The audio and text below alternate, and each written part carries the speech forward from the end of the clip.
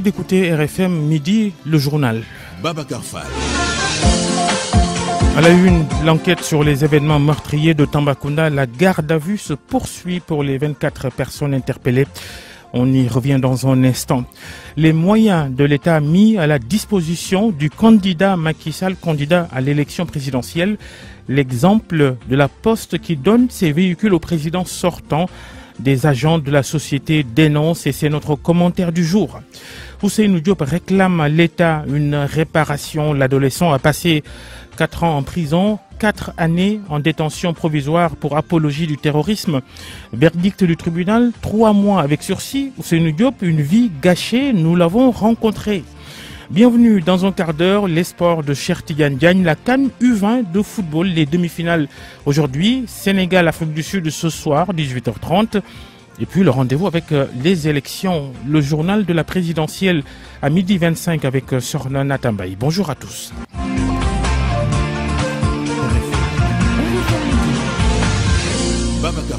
Il passe 4 années en prison pour rien. Ousseynou Diop, adolescent, au moment de son incarcération en 2015 pour apologie du terrorisme, après un commentaire sur le réseau social Facebook sur les attentats contre Charlie Hebdo en France, la justice sénégalaise lui a infligé hier une peine seulement de 3 mois avec sursis. Ousseynou, 22 ans aujourd'hui, nous livre ses sentiments.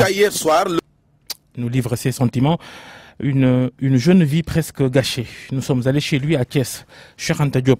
Après 4 ans passés en prison pour apologie au terrorisme, Ousseynou Diop a été finalement condamné à 3 mois avec sursis. Délibéré, sorti par le tribunal de Dakar, nous l'avons trouvé chez lui au quartier Médina Fall.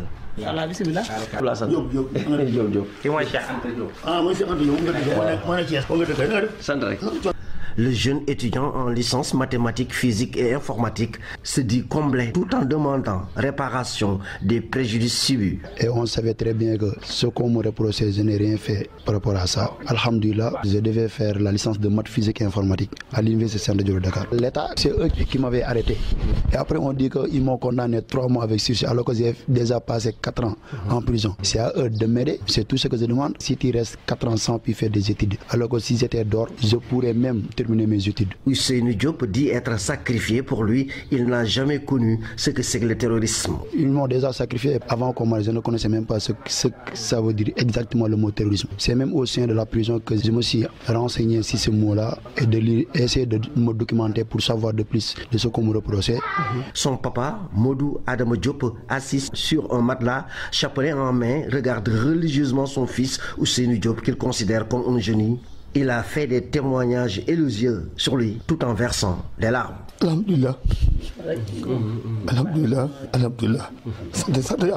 RFM Thiès, Cheikh Anta Diop. La levée des corps ce matin des 4 gendarmes tués dans un accident de la route à Sédhiou dimanche. La gendarmerie nationale a rendu un hommage aux 4 disparus donc, qui ont perdu la vie dans cet accident en pleine campagne électorale. Mohamed Ali Mouba a assisté ce matin à l'oraison funèbre qui leur a été dédiée. Oraison funèbre pour les 4 gendarmes tombés sur le chemin du devoir, le ministre de la Défense, le patron de la gendarmerie nationale, parents et amis s'inclinent devant les cercueils recouverts du drapeau national. Le moment est solennel.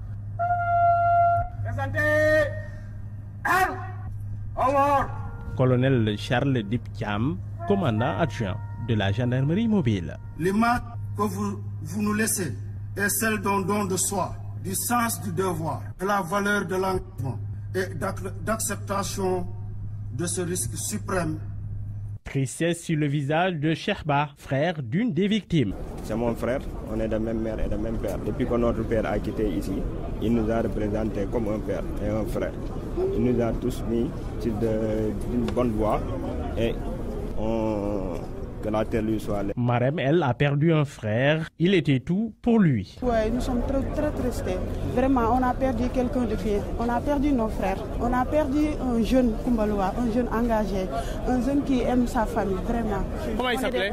Ablaye Mbouch. Ces 4 gendarmes sont morts dans un accident de la circulation alors qu'ils devaient se rendre à Bignona pour sécuriser le meeting du candidat Macky Sall. Ils seront inhumés dans leurs localités respectives.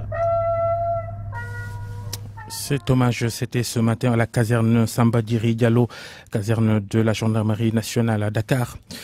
Après les tragiques incidents de Tambacounda qui ont opposé des éléments de la sécurité privée du PUR et des militants de Benno Bokk Yakaar, incidents qui ont fait 2 morts, le ministre de l'Intérieur, vous le savez, a décidé hier d'affréter aux différents candidats à la présidentielle des éléments de la police et de la gendarmerie pour assurer leur sécurité. La coalition Sonko Président salue la mesure, même si c'est du médecin après la mort, selon Cheikh Tidiane Dièye, le porte-parole de cette coalition. Il était l'invité des RFM matin ce mercredi. Et ce nouveau report de la conférence de presse d'Elhadji Issa Sall, prévu encore ce matin, la rencontre avec les médias a été différée finalement à 15h cet après-midi. Le PUR dans la tourmente à Matam, son mandataire départemental, il vient de démissionner pour rejoindre le camp présidentiel. Les précisions d'Ali Bandel Niang. Il était jusqu'à hier soir le plénipotentiaire du candidat du PUR. Babacar Sarr, pour ne pas le nommer, a décidé de quitter le professeur Issa Sall pour rejoindre le camp du candidat Macky Sall. Après avoir adressé une correspondance administrative au préfet du département de Matam, nous l'avons joint au téléphone. J'étais le candidat, le plénipotentiaire du parti PUR, parti de l'unité et du rassemblement au niveau du département. Maintenant, j'ai été par un représentant de l'APR qui m'a convaincu, qui m'a montré les bienfaits du président de la République, son Excellence M. Macky Sall, et tout ce qu'il compte faire pour le département de Matam, la commune de Nabadji-Civil. Donc par la suite, après mûre réflexion, j'ai décidé quand même d'aller joindre au niveau de la coalition Benno Bokk Yakaar pour soutenir le président de la République. Oui, pourquoi avez-vous jugé nécessaire d'envoyer une correspondance auprès du préfet? Oui, parce que la correspondance, ça c'est la voie officielle. Après celui du candidat Macky 2019, Farba Ngom, le coordinateur départemental du candidat de Benno Bokk Yakaar, fait ainsi une grosse prise à quelques jours de l'élection du 24 prochain. Matam, Ali Bandelnian, RFM. Et toujours à propos de cette élection présidentielle et de la campagne électorale, vous avez sans doute regardé cette vidéo qui tourne sur Internet des voitures de la Société nationale La Poste qui sont utilisées dans les caravanes de Benno Bokk Yakaar dont le candidat s'appelle Macky Sall, le président de la République sortant. Reportage dans une agence de La Poste, reportage de Salimata Aou. Des agents de cette Société nationale n'apprécient pas la démarche du directeur général. L'utilisation des véhicules de la Poste dans la caravane de Macky Sall, un sujet tabou dans le bureau de poste où nous nous sommes rendus.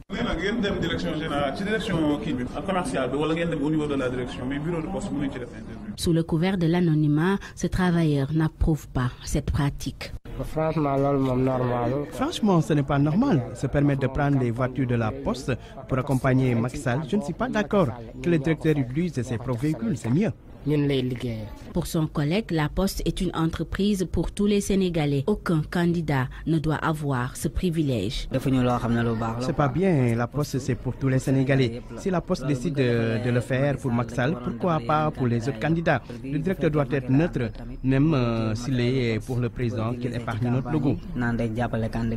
L'implication de leur directeur général dans la politique, un droit absolu, selon ces travailleurs de la Poste, mais pas avec leur logo. Un sujet sur lequel ils ont beaucoup à dire, mais ils craignent des sanctions. Et le directeur général de la Poste, il est un habitué des faits. Il y a quelques mois, il avait fait publier un communiqué politique avec les effigies de cette société publique. Le commentaire de Binta Diallo. Siré Dia, le protégé de la République, encore lui, le directeur général de la Poste qui ferait ce que bon lui semble des deniers publics sans être inquiété, s'est encore signalé. Faisant fi de la loi, Siré Dia n'a trouvé rien d'autre que de prendre les véhicules de la Poste et de les utiliser dans sa campagne électorale, des véhicules décorés aux effigies du président sortant. Il s'agit là d'un double détournement d'objectifs et de moyens parce que les véhicules de la Poste sont uniquement destinés à la Poste. Ce qui veut dire donc que pour 3 semaines, les missions de la Poste seront au ralenti parce que son directeur général a tout simplement décidé d'utiliser le service public à des fins privées. C'est un délit passible d'une peine de prison parce que les moyens des entreprises publiques ne doivent en aucun cas être utilisés à des fins publiques et Siré Dia l'a fait. Comment va-t-il justifier les ressources qu'il va utiliser, l'essence, le taux de dégradation des véhicules, la facture de la réparation? Là, c'est le conseil d'administration qui est interpellé et les commissaires aux comptes de la Poste, seuls habilités à avaliser les dépenses. Siré Dia vient de faire là une faute de gestion, un acte délictuel. Siré Dia, un DG à la retraite maintenu à son poste, le député Mamadou Lamine Diallo de Tekki l'avait écrit. Sa seule mission est d'utiliser les ressources de la Poste pour conquérir la ville de Thiès. L'OFNAC avait, dans son dernier rapport sous le magistère de Nafingom Keïta, épinglé la gestion du DG de la Poste. Le document est resté en l'état. Pas plus tard qu'il y a de cela quelques semaines, les syndicalistes de la boîte avaient dénoncé ce qu'ils appellent les méthodes clientélistes du boss. Un rapport du FMI s'y ajoute et révèle une dette de 108 milliards de la Poste, l'entreprise que dirige un directeur admis à valoir ses droits à la retraite depuis belle lurette et qui pense que les ressources de la Poste font partie de son patrimoine personnel. Le président de la République sortant, candidat à sa succession, a annoncé hier que le port de Naronga à Fatick sera déplacé à Kaolack parce que selon lui, selon Macky Sall, c'est une grossière erreur du régime précédent, son régime, le régime du président Abdoulaye Wade. Macky Sall, sa déclaration fait réagir ce matin. Réaction de Serigne Mboup, le président de la chambre de commerce de Kaolack, avec El Hadj Ndiogou Diène. Nous, on a toujours dit ça, que c'est Kaolack qui est le port central parce que l'histoire a bien montré que vers les années 1800, c'était le port de Foundiougne qui était le premier port. Mais après, les colons, ils ont constaté que le port Kaolack est plus central. Et donc, c'est pour ça qu'eux-mêmes, ils avaient déplacé l'activité au niveau du port de Kaolack. Bon, c'est vrai, c'est dommage qu'on investit beaucoup d'argent et on le laisse là-bas, comme ce que le président de la République a dit, on ne peut pas le dire. Mais quand même, moi, ce que je dis, c'est que tout est possible de le rectifier. Donc, aujourd'hui, rien n'est trop tard de le déplacer. C'est vrai que certaines spécialités disent que c'est pas possible de le déplacer parce qu'on a autant dépensé de l'argent, mais mieux vaut le déplacer au lieu de le laisser là-bas, qu'il coûte de l'argent et on ne l'utilise pas. Et les projets de Khalifa Sall, que deviennent les projets de l'ex-maire de Dakar après sa condamnation à 5 ans de prison et sa révocation? Le pavage des rues de la capitale, le programme Le lait à l'école ou encore la construction d'un parking souterrain sur la place de l'Indépendance. Nous avons cherché à savoir. El Hadj Ndiogou Diène. Plus de 6 mois après la révocation de Khalifa Sall, ces projets pour l'éducation, le lait à l'école, l'uniforme à l'école et la santé à l'école sont tous à l'arrêt. Un arrêt imputable aux communes d'après le directeur de cabinet adjoint du maire de Dakar, Babacar Thioiba. Compte tenu de la réforme de la fiscalité qui impacte un peu sur le budget de la ville, le conseil municipal a décidé d'arrêter l'exécution de ces projets que la ville finançait exclusivement et à partir du moment où les communes ne contribuent pas au financement. Donc voilà pour les projets à l'école dont l'exécution est suspendue. Un autre projet suspendu également, c'est l'aménagement de la place de l'Indépendance qui avait entraîné un bras de fer entre l'ex-maire de Dakar et le ministre de l'Habitat Diène Farba Sarr. Ce projet-là devait être réalisé sur financement d'une banque de la place, pour ne pas la citer. Après avoir satisfait toutes les conditions posées par cette banque, il s'est trouvé que celle-ci, au final, a décidé de ne plus financer. Ce n'est pas pour des raisons politiques, mais je le dis parce que c'est la vérité. La banque a décidé de retirer son financement sur injonction du ministre de l'économie et des finances. Mais en revanche, l'équipe du maire Soham Wardini peut se réjouir de la poursuite du pavage des rues. Si vous allez dans le plateau, sur le boulevard de la République, il y a un chantier qui est actuellement en cours. Si vous allez à Grand Yoff, il y a des chantiers qui sont en cours et ailleurs dans la ville. Donc c'est un projet dont l'exécution continue tant bien que mal. Les responsables de la ville de Dakar précisent que les projets initiés par l'ex-maire Khalifa Sall n'ont qu'un seul objectif, le développement et l'embellissement de la capitale sénégalaise. Et merci d'écouter le journal sur RFM midi et 14 minutes. C'est le 13 février aujourd'hui, la journée mondiale de la radio. Et elle résiste au temps, la radio est toujours utile. L'exemple des radios communautaires en Casamance est leur rôle de relais du plaidoyer pour la paix dans la région. La correspondance de Lamine Ba. Elles se comptent par dizaines dans le sud du pays et sont implantées presque dans tous les coins de la Casamance naturelle. Les radios communautaires sont en train de se déployer pour assurer le rôle de communication afin de recoller les morceaux d'un tissu social déchiré par le conflit trentenaire. Dans cette noble mission de médiation sociale qu'elles se sont assignées, les radios communautaires se démarquent de l'option traditionnelle des radios commerciales pour créer les conditions d'un contact virtuel entre communautés dans le dessein d'instaurer le dialogue que le conflit a tant fragilisé. La sensibilité des thématiques abordées en Casamance où le moindre dérapage peut mettre en cause tous les efforts consentis dans la recherche de la paix pousse ces radios communautaires à s'organiser en réseau pour partager sur les contenus appropriés à proposer à l'auditoire. C'est ainsi qu'on retrouve par exemple le réseau des radios communautaires pour la paix et le développement en Casamance. Ce réseau compte au moins une vingtaine de stations de Ziguinchor à Kolda en passant par Sédhiou. Le vol de bétail, les problématiques environnementales, les conflits fonciers, presque tous les thèmes objets de conflit sont discutés et des solutions proposées par les moyens d'intervention interactive entre les auditeurs pour qui ces médias constituent l'outil de communication de masse le plus accessible. La radiophonie FM par exemple, implantée dans le Signan, opte pour des contenus programmatiques essentiellement centrés sur les dangers contre les mines, une réelle problématique dans cette zone du département de Bignona, tout comme Awania FM de Bignona ou Kairaba FM de Djouloulou sont connus pour être d'excellents supports de promotion de la paix sociale. Seulement, ces radios qui s'investissent énormément dans le dialogue social pour la promotion de la paix éprouvent de réelles difficultés pour s'assurer une certaine pérennité faute de moyens, d'où l'opportunité de les accompagner pour qu'elles puissent accomplir pleinement ce rôle de service public qui ne dit pas son nom. Lamine Ba, Ziguinchor, Radio Futur Média. RFM Sport. Les sports, le journal présenté par Cher Tidiane Diagne. Bonjour. Bonjour à vous, Babacar. Bonjour à tous. La CAN des moins de 20 ans, CAN de football, les demi-finales aujourd'hui.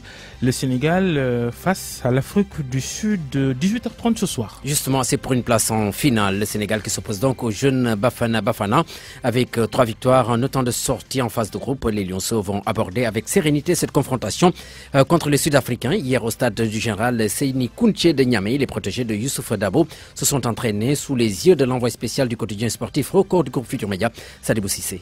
Je pense qu'actuellement le groupe vit bien. Il y a une très bonne ambiance. En tout cas, les joueurs préparent cette rencontre dans la sérénité. Hier, l'entraîneur et son capitaine Ousseynou Kavendiagne se sont présentés à la conférence de presse. Je pense que, en tout cas, au vu de ce qu'on a vu ici, il y a une sérénité, il y a l'espoir, il y a tout. Donc, il n'y a qu'une seule inquiétude, c'est la participation du buteur Youssouf Badjou qui était blessé à la cheville, qui souffre d'une entorse. Mais hier, il s'est entraîné, il a pris part à toute la séance d'entraînement. Mais sa participation plane autour de cette rencontre.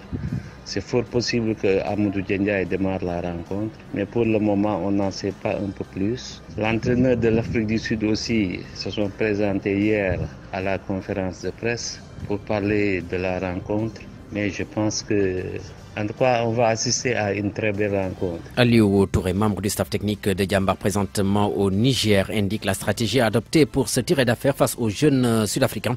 Propos recueillis par Sodekam. Ils optent pour un bloc bas parce qu'ils ont des joueurs très techniques sur les côtés et qui vont vite. Donc il faut vraiment que le Sénégal fasse attention à ça. Ils vont nous laisser la possession, mais dès qu'ils récupèrent le ballon, ça déboule vite. En 3 passes, ils sont dans votre camp.